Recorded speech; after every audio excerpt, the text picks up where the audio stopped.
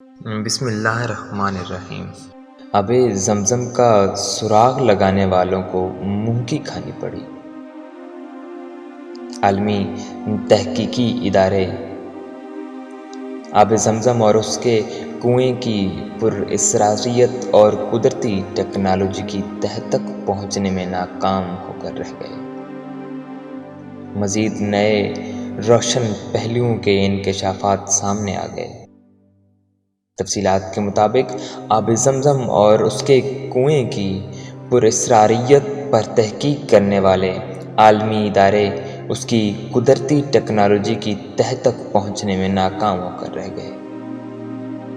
عالمی تحقیقی ادارے کئی دہائیوں سے اس بات کا کھوج لگانے میں مصروف ہیں کہ آب زمزم میں پائے جانے والے حواس کی کیا وجوہات ہیں، اور ایک منٹ میں 720 لیٹر جبکہ ایک گھنٹے میں 43,200 لیٹر پانی فراہم کرنے والے اس کنویں میں پانی کہاں سے آ رہا ہے، جبکہ مکہ شہر کی زمین میں سینکڑوں فٹ گہرائی کے باوجود پانی موجود نہیں ہے۔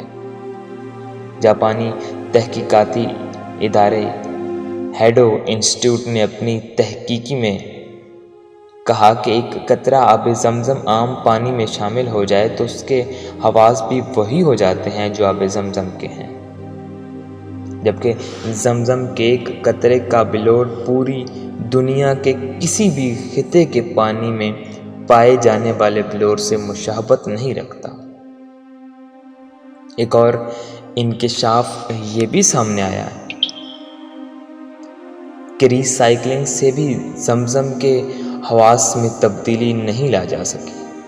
آب زمزم میں معدنیات کے تناسب کا ملی گرام فی لیٹر جائزہ لینے سے پتہ چلتا ہے کہ اس میں sodium 133، calcium 96، potassium 43، high carbonate 195، chloride 163،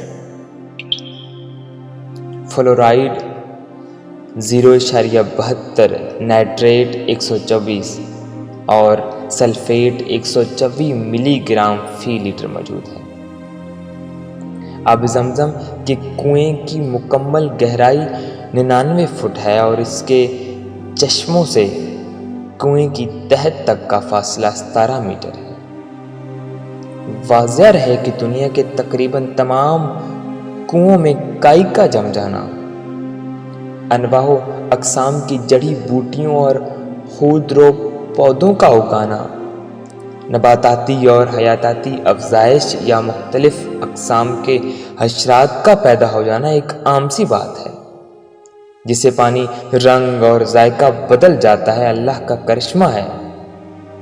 اللہ کا کرشمہ ہے کہ اس کنویں میں نہ کائی جمتی ہے، نہ نباتاتی و حیاتاتی افزائش ہوتی ہے، نہ رنگ تبدیل ہوتا ہے، نہ ذائقہ۔ یہ ہے ایک نبی علیہ السلام کے قدمین شریف کے وسیلے سے نکلنے والا مقدس پانی۔ جی ہے ایک نبی علیہ السلام کے قدمین شریفین کے وسیلے سے نکلنے والا مقدس پانی۔